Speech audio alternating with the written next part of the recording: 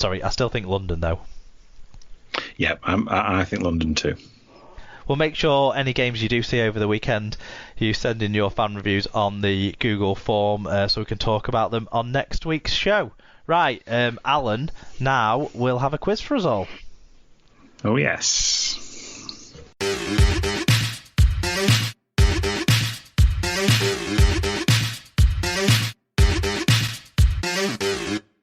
Okay, so we move into the wrap-up of the show, and as Mark said, I have written a little quiz, a bit of a mix and match of things this week, no particular theme, because I seem to remember I did a World Club Challenge specific quiz last year. So although it's mentioned, it's not the entire quiz. So makes it interesting. Yeah, a bit of everything. Yeah. So question 1. I don't actually know which is easier, which is harder, but they're in the random order. So, question 1: Gareth Widdop made his much anticipated debut for Warrington this week. Might not have played very well, but he made his name down under. But he was born in the UK. But can you tell us which town he was born in? Well, I think I've heard that it's Halifax. It is Halifax. Well done. 1 point. Good start. So, it is the World Cup Challenge this week, as we talked about. Saints returned to it, but how many times have they actually won it in the modern era? Ooh. They'll have played in it a few times. They certainly might have done.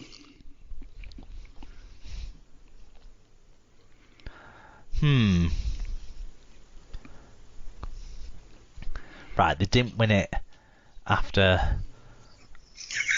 14. I didn't ask you how many times they hadn't won it. They got beat by 40 odd, didn't they, by the Rabbitohs? That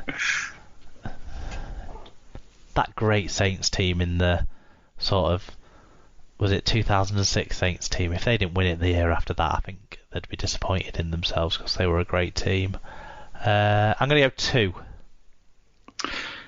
Bang on again. So they did win it in 2007. You were right about that. And they won it famously in the mud at Bolton in 2001. So yeah, twice they've won it. Not as much as some other teams we could mention, but we won't rub it in. I mean, that'll be the total as well, won't it? Because they won't have played in any sort of before there was the break in the 90s. No, I don't think they did. No. So just the 2. Yeah. And this is a slightly random question. To celebrate Huddersfield being the only unbeaten team left after 2 or 3 rounds, could you tell me how many of the original 22 Northern Union teams, as in the breakup at the George Hotel in 1895, are still in Super League in 2020? Oh. Right. So there were 22 teams originally. Obviously, a lot of those have come and gone. How many of those teams are still in Super League in 2020? Obviously, they may have been and gone in that time.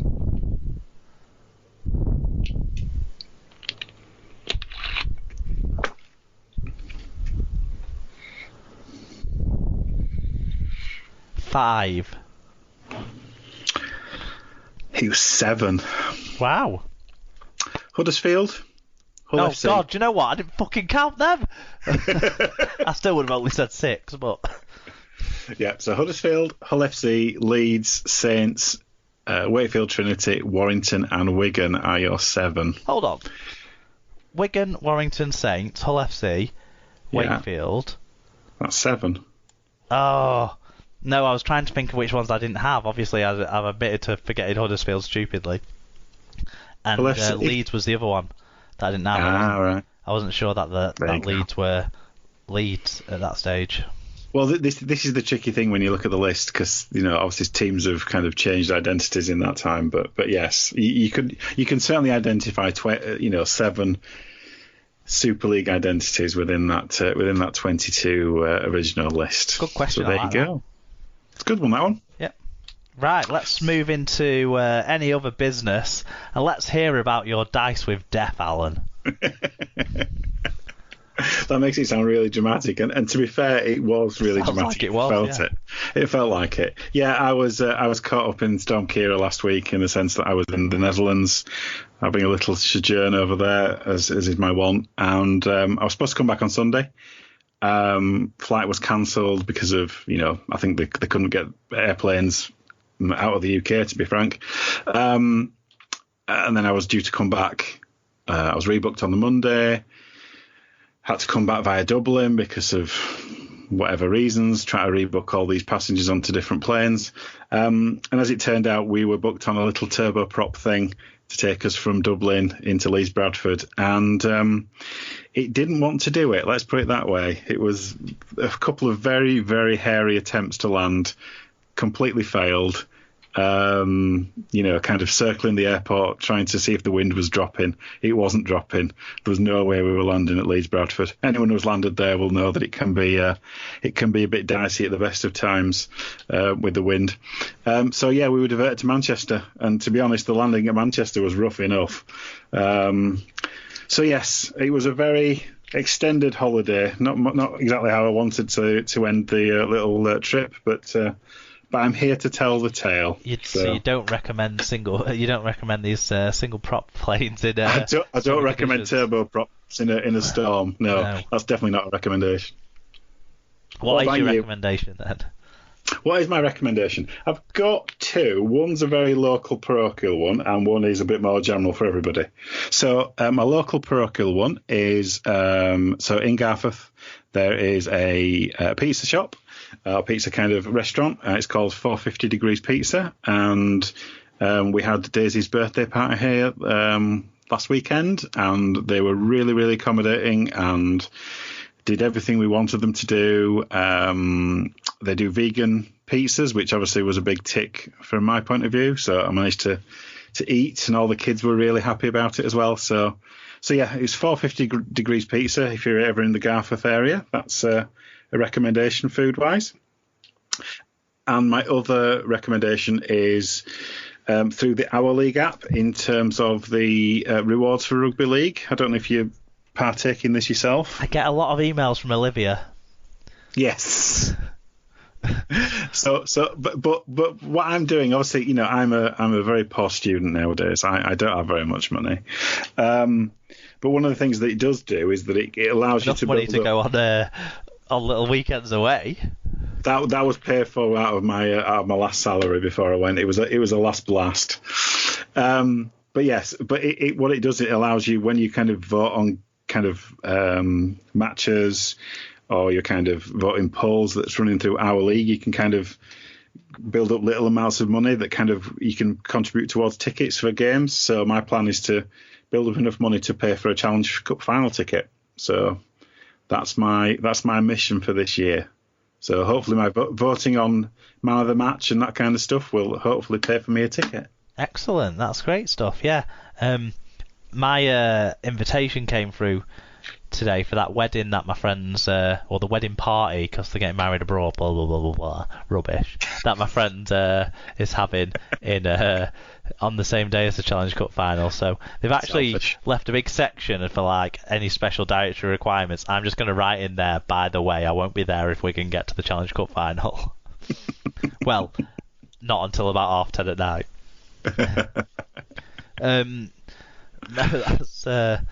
No, that's brilliant. Yeah, don't give too many people that tip, because won't that affect your ability to, or does that not matter? Can everyone get a free ticket? Well, as far as so what you do is you kind of, I think it's like if you vote in a man of the match, it gives you like 10p. So there's like 3 or 4 a weekend, so you can build it up fairly quickly, and you just kind of you say what you're saving towards. So it's not just rugby league tickets. It's you can do it at certain club shops. So you can do it at Wigan. You can definitely do it at Hull FC as well. And you can kind of, once you get to a certain value, I think it's minimum of £5. I think you can get a voucher and you can spend it wherever you want. Wow. So for me, that just seems like a, because I'm voting on these things anyway. Yeah. Why not take advantage of it? Yeah, for sure. Right. So I've been laid pretty low again this week with this cough that might have snuck through a couple of times in the recording. There's going to be another bitch to edit last week's show, where it was too.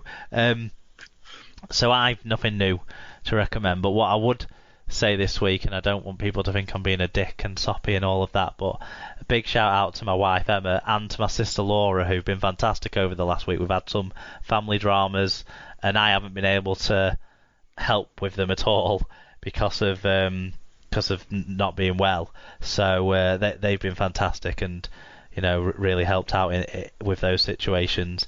And the family dramas with my in-laws side of things, but my family living quite close to my in-laws have stepped up and really helped out. So just want to give those guys a shout out for what they've been doing for everyone in the last week or so. But recommendation, I did say at the start of the season I've been building up a stockpile over the off season of things, and I don't know if this fits in your sort of local recommendation area or not, but there's a sort of entertainment complex called the Flower Bowl, which is in a place called Garstang, which is effectively midway between Lancaster and Preston. So if you're in the sort of Lancashire area, you'll know the region and understand. So a garden centre there built this entertainment complex, and we took my nephew there for his birthday last year, and there's some eating options, pretty standard. A fish and chip shop that's apparently quite good, but we didn't go in there.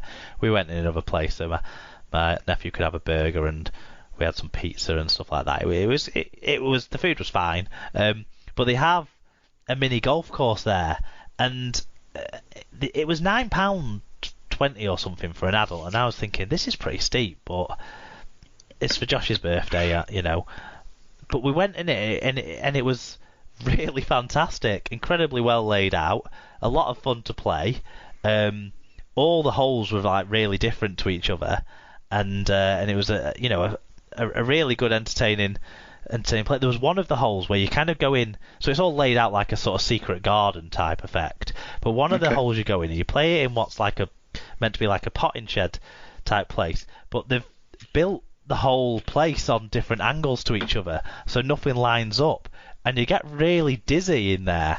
So really, when you're playing your little putting shot, everything's pretty lined up, and it should be quite straightforward, but because you're so disorientated by the way everything's leaning and tilting and stuff, it makes it really hard to just hit the ball straight.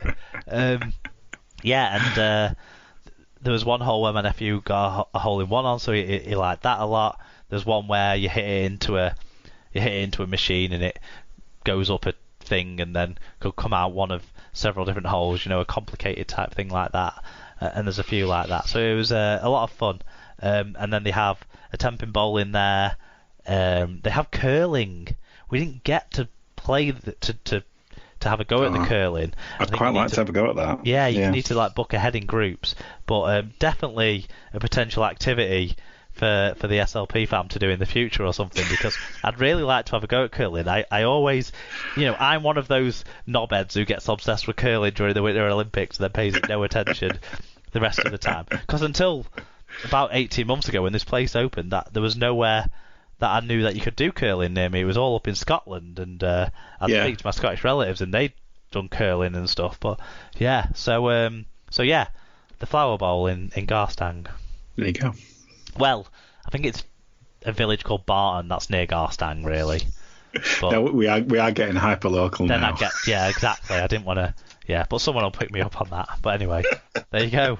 Yeah, right. Next week, it's a Tuesday recording next week. That's because we put it back a day, to make sure we get Saints fan David on the show, because we wanted a St Helens fan to do the show, and we're going to be reflecting on the World Club Challenge. I thought it was only right to have a Saints fan there to talk about St Helens' big game, and hopefully he'll be talking about a win. So it's a Tuesday recording next week.